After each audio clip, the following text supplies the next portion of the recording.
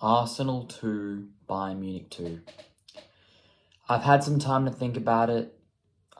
I've been busy, but I've been thinking about it. I've been seeing all of the controversy involving this game. I'm going to talk about all of my thoughts on this game in general. But yeah, look, I'll take it. Considering what this game was looking like it was going to be, I will take a draw because now it is all to play for in Germany. And whilst I said I wouldn't want to be in this situation, I thought we had to win and I thought we needed a cushion. Obviously, I'd rather that than what ended up happening. And I'm happy at full time that we were able to not be down because there were several ups and downs. And this game was, other than one aspect of it, it was very similar to what I thought. Bayern sat off the ball. They did attack us at times, which I always knew that they would, but they sat off the ball a bit, gave us some possession, and that whole aspect of it was very similar. The difference is which Arsenal I thought would actually deliver. I thought that defensively we would be so solid because I trust our defense. What I've seen from this defense is unreal. But they choked. They absolutely choked. First of all, I did not want Kivior to start. If you saw my preview, I said I wanted Tomiyasu to start this game instead. But that just didn't happen. Kivior started, and I questioned it because if you have a inexperienced centre-back defending one-on-ones against Leroy Sané, that is a recipe for disaster, yeah? A recipe for disaster. Tomiyasu, he's so good in one-on-ones. He's an excellent tackler. He would have not, completely kept Sané out of the game, but he would have kept him a lot quieter than he did. I think that was a poor change. That was a poor decision from Arteta, I feel. And I want Trossard to start, and I was right. He ended up coming off the bench and scoring a goal. Other than that, I feel like everything else, the same decisions were made regarding the team, and it didn't work out because this defense was shocking today. Saliba, Gabriel, Raya, Kivior, they were all at fault. I don't think Ben White was particularly bad. I don't think he was really involved in either of the goals because he had to push up forward like he always does. His overlapping with Saka at the start of the first half and the second half was unreal. I think that, we really, that defense sold us the game. They were good in the second half.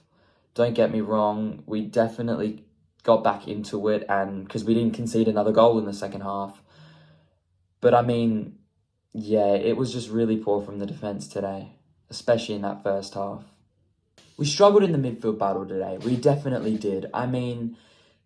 Jorginho, I did not look like he was up to it today. He wasn't terrible, but yeah, he definitely didn't look up to it. Declan Rice, wasn't his best game. I thought that Odegaard was actually very good today. But yeah, we didn't win. We weren't looking good in the midfield. Most of the game, the attack wasn't incredible. We had that, moment of brilliance, that link up from Saka and Ben White to create the first goal. And from that point in the game, we bottled it. We're 1-0 up. We've got the momentum at the Emirates. We're playing such good football.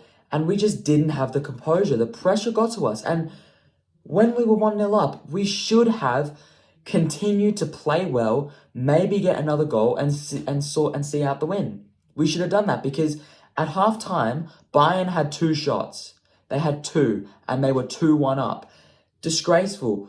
Everything was in our favour at halftime, but those 2 defensive errors, and I'm going to get to them, it just was not looking good in terms of composure. And other than that first goal, I don't think the starters really offered too much. Martinelli struggled to get into the game. Havertz wasn't able to get any good opportunities. And Saka, man, I expected more from him. He scored that goal But even considering that, he went missing after that game. He had some moments, but really, he should have done more. Like, Alphonso Davies, I don't know when exactly he did, but he picked up a booking relatively early into that game. Why don't you go at your man? I don't understand why these wingers do this. When they see that their fullback is on a booking, there are so many wingers in the league that don't take them on. You do realise how reserved a fullback is going to be when they're on a booking, because if they have a couple too many hard fouls, they could get sent off. You have to be more reserved, less physical when you're a fullback, so take your man on. We saw that in the Liverpool United game. Bruno, he would not pass fucking, who was it? Was it Garnacho a ball? Whoever was on, was it Dallo? No, obviously not Dallo. Am I stupid? Whoever was on, who picked up a booking early in the game? I cannot even fucking remember now. But one of the Liverpool defenders, I can't remember who it was, picked up a booking early into the game, and Bruno just would not give the Man United winger the ball. I don't get it, but this isn't about that. It's about Saka. He just would not take Alphonso Davies on. I don't know why he just does not take on his man. He cannot get... Saka just has the inability to get past his man now. And I know that it's because he gets doubled up a lot, but come on, like... we always back you. We say you're world class, but you gotta... Come on. I feel like I've been digging into Saka too much. He's scored a goal. I should relax. But the goals, man. The goals were just disgraceful. For the first one, I blame that one on Raya. I do. I think both defenders had a chance to clear the ball. It reminded me so much of the fucking... the one that we conceded against Liverpool at the Emirates in the game that we won 3-1. I don't know why, what is going through his head, but Raya comes off his line to get the ball, even though Gabriel and Saliba were all there taking control. I don't know if you saw this, but I saw a screenshot, right? Which had, I think it was Raya, Gabriel, Kiwior, Ben White, and Kane. That is 5 Arsenal players and 1 Bayern player, all in our back half, and somehow we managed to concede. Raya comes out, and Raya is used as support. If Gabriel even senses that he's in a little bit of trouble, he usually has Raya as an option to pass back and get the ball out of danger. But he didn't have that this time because Raya's pushed up. So he has to give this ball to Kiwior. And look, at first I blame Kiwior because he probably should be doing better to receive the ball. But he should not have to do that. The pass should not go to him. And for a player that doesn't have the experience, if Tomiyasu was there, I think he would have been a lot more composed. But it's on Raya for coming out when he didn't need to. And then both of them should have cleared the ball. And Gnabry, of course it was Gnabry, ends up fucking scoring. And then the second goal.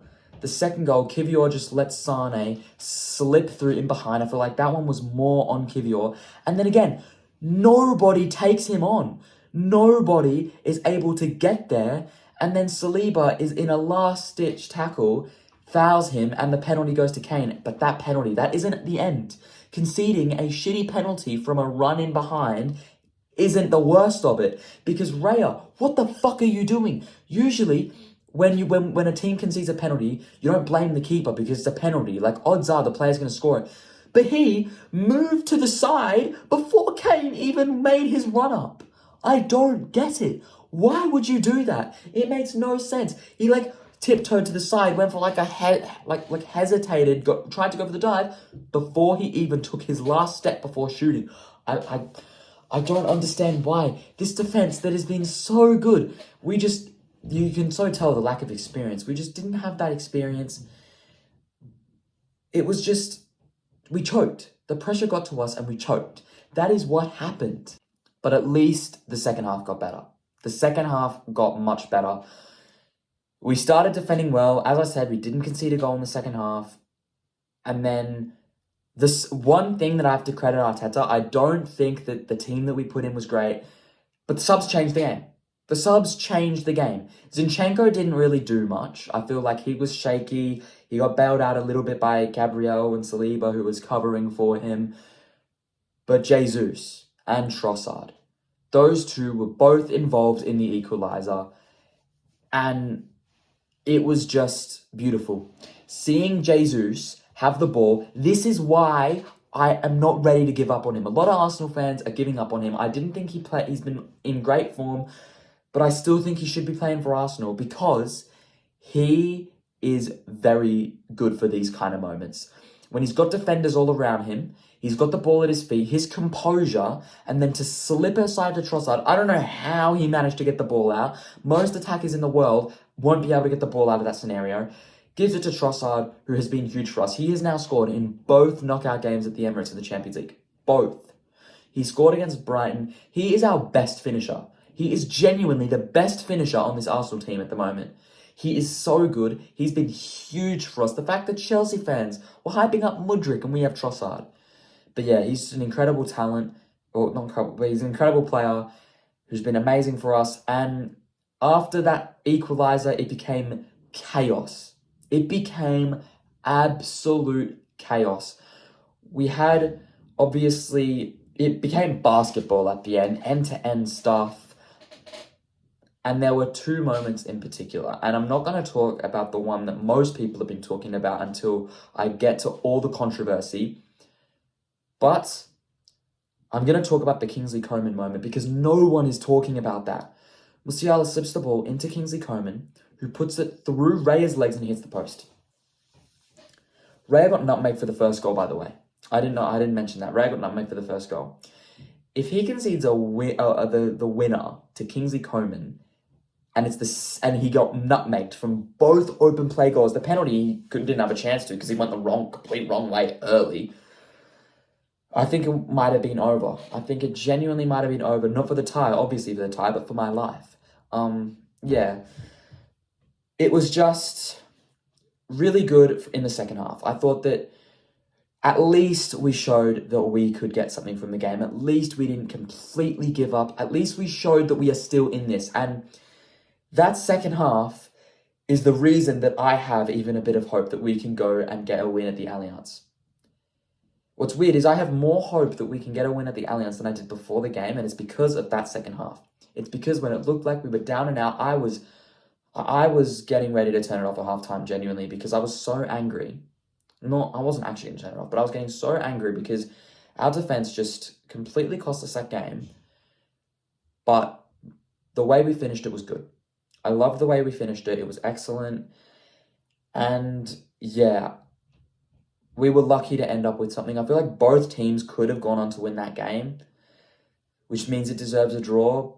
But when you're a goal down at halftime and you end the game 2-2, you have to say that the second half was a good performance. Now for the controversy. Oh boy. There are four moments. The first one is the penalty that was given.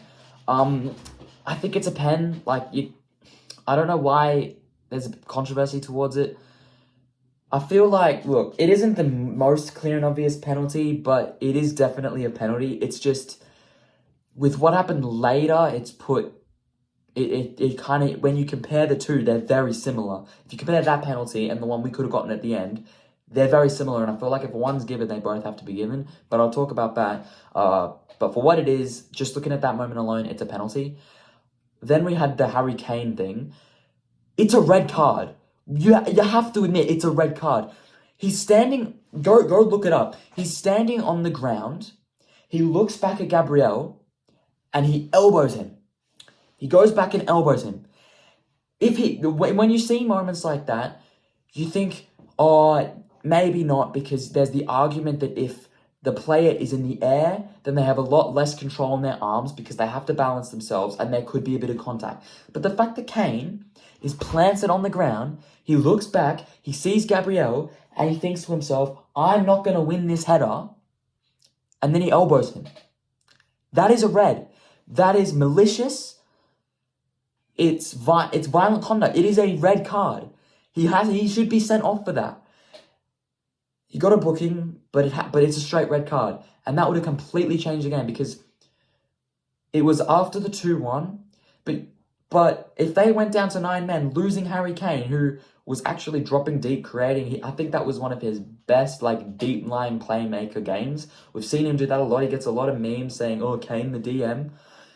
that he was actually good from there. He was creating Bayern a lot of opportunities. He just wasn't in the box to score them, obviously. So I think the only reason he had to do that was because Jamal Musiala was nowhere to be seen, and he's usually the playmaker. But then we have a weird incident that I didn't even see. I didn't even see this. They didn't even show it in the game. But there's a goal kick where Gabriel just picks up the ball and puts it down. It's a goal kick. No one really even sees it. And it's weird because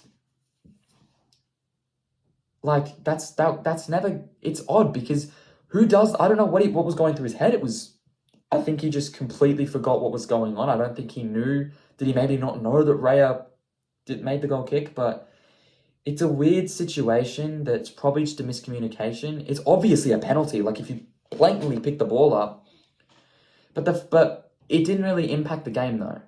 I think it should have been given. That should be a penalty, right? Because he picks the ball up, but at least it doesn't actually impact the game. And I feel like look, you're gonna say, oh, it's a penalty. They're just trying to make it a penalty. But the Bayern players complaining to the referees that he picked the ball up when they weren't even pressing. It's a bit soft. Come on, you gotta stop being a crybaby. Thomas Tuchel went to the fucking media and cried. It was a miscommunication. It should have been given, but yeah, I just feel like there are other moments that they maybe if Kingsley Coman puts the ball in the back of the net, they're not complaining. You know what I mean? But yeah, it's a really weird one because you don't ever see something like that, but he just picked up the ball. Why would he do that? I don't understand. And then there's the last one. The one that's been most talked about. At the end of the game, in stoppage time, the last minute of stoppage time, Saka's through, Neuer comes out, clips him, Saka goes down, no penalty in the box.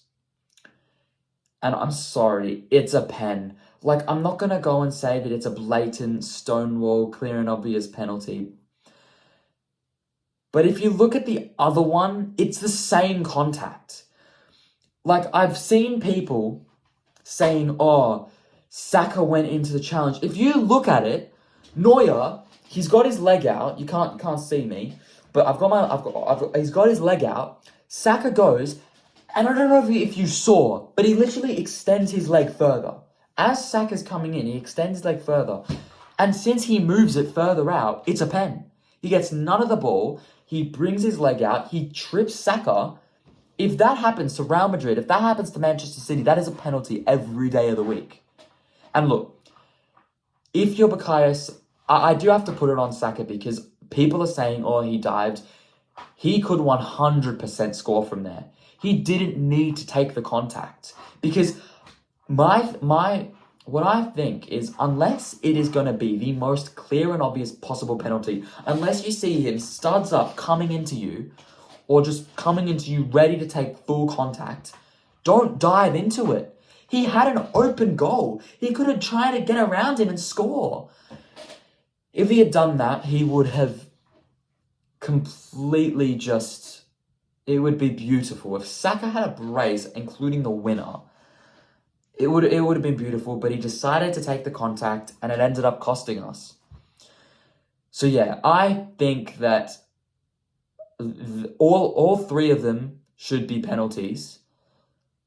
And I think Kane should be sent off. I think that everything that happened there should have been penalised. All four decisions should have been penalised. Because I feel like they were all fouls. They were all wrong. So yeah, that is my thought on the controversy. In reality, they balance each other out, really. I don't even think that the first one should even be talked about, but both teams should have been awarded a penalty. Harry Kane should have been sent off. At the end of the day, would it have impacted the result? Maybe.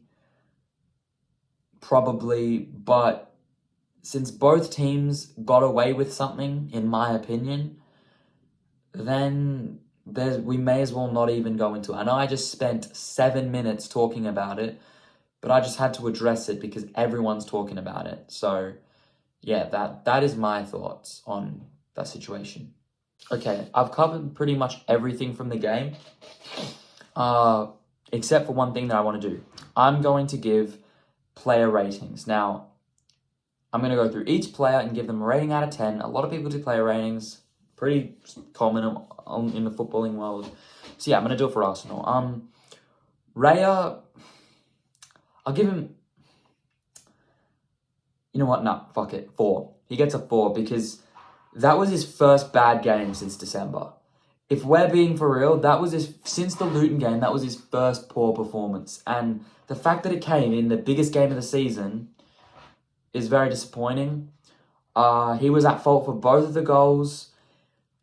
And I don't think he was really challenged. Like, here, I'll pull up the stats of the game just so I can use it to check. I know that it's supposed to mainly be based off of my opinion of watching the game, but yeah, Raya, he made 0 saves, didn't make a single save, conceded 2 goals, and was just poor in general. So I'm going to give him you know what, no, I'm going to downgrade it. He gets a 3, genuinely, he did nothing.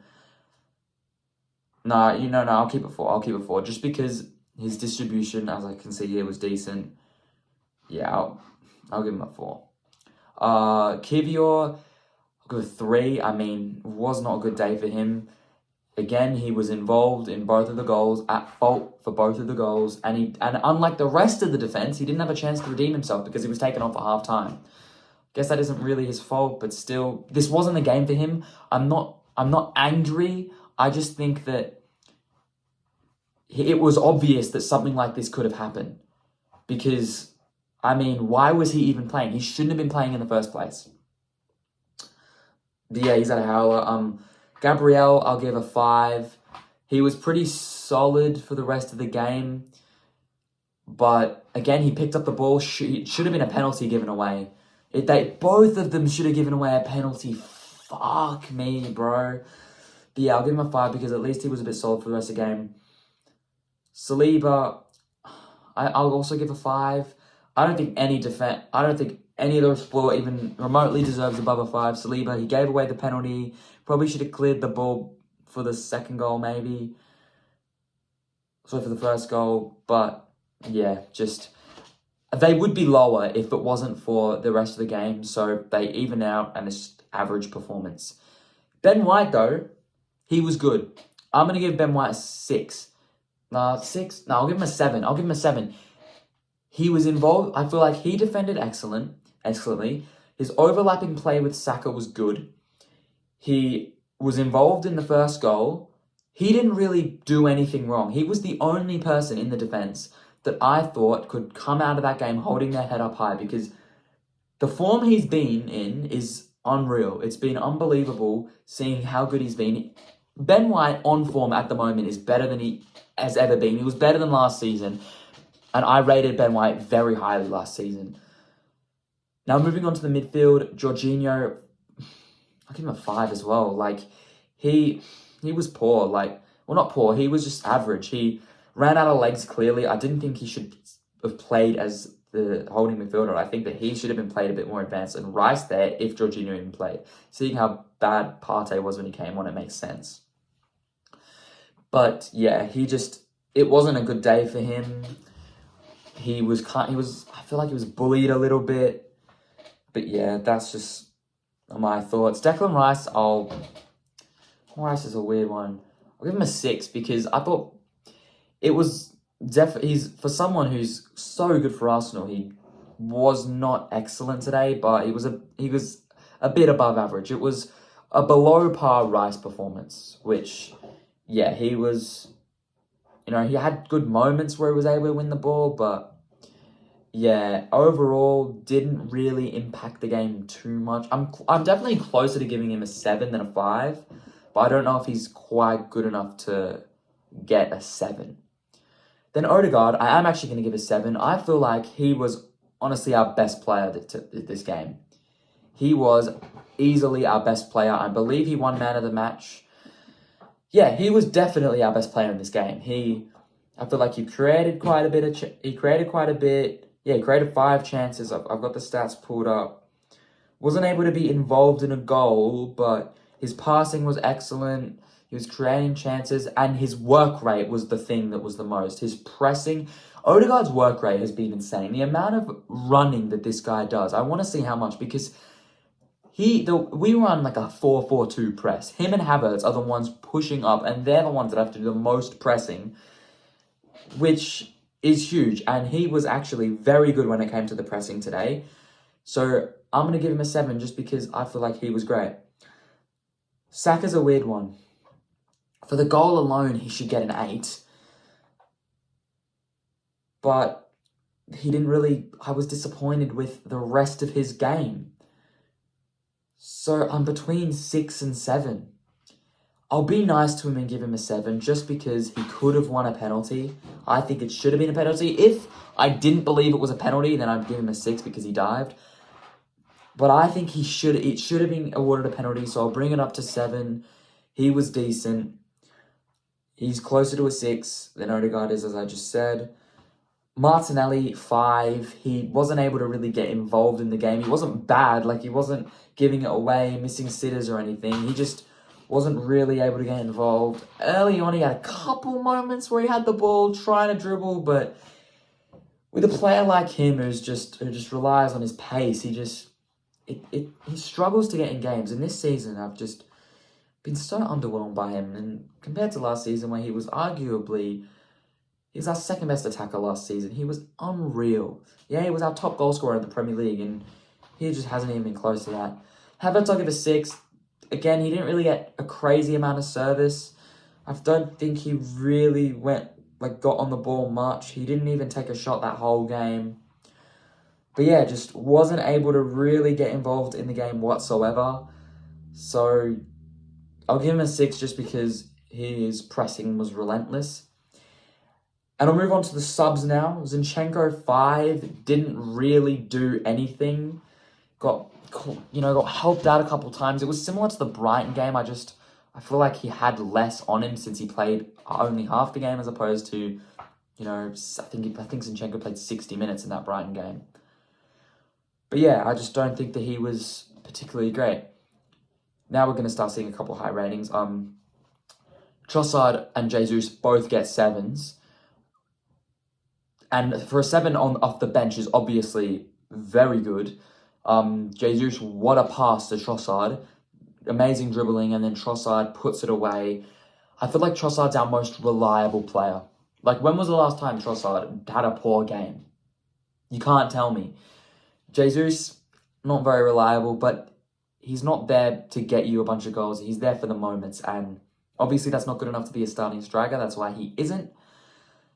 But it's just moments like that make you want to have him in your football club. And then Partey, 4. He was poor. He was actually very poor. He got booked. He gave the ball away a couple times. He's not up to it. And I feel like he has to... I honestly think we should move on from him because he just has not been up to it. It seems like he's played like 4 proper games. He's put in 4 actual performances all season because he's been injured for the whole season, and in the games that he's been back from injury, he's been mediocre and coming off for cameos. Yeah, that's poor. And then Arteta. How do I rate Arteta? Because everything he did helped us. Obviously, the Zinchenko sub wasn't great. The Partey one, he didn't really have any other choices because, Jorginho, we didn't really have anyone else that could have played there. So, because of the impact that Jesus and Trossard made, I want to give him an 8.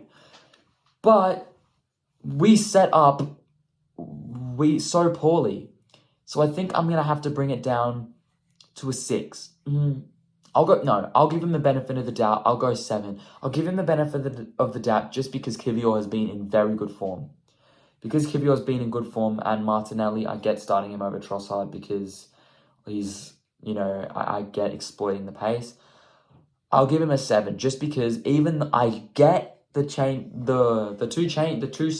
decisions that he made were the ones I thought he would go with. I was expecting him to go with this team. So yeah, I'll give him a 7 just because I get why he started those players. It didn't work out, but then the subs redeemed him. That's it for the video. I think I've covered everything I want to cover. It was obviously a disappointing result considering the high hopes I had for it and what we needed, because in an Emirates full of Arsenal fans, to not win is disappointing. But I am confident we can go to the Allianz and win. I still believe that we can go through to the semi-finals. We just need to play much better than that. And we need to be more rock solid than that, because if we go 1-0 down at the Allianz, I think it will be so difficult for us to get back into that game, especially since Alphonso Davies is suspended, so we won't have any overrated left backs defending Saka.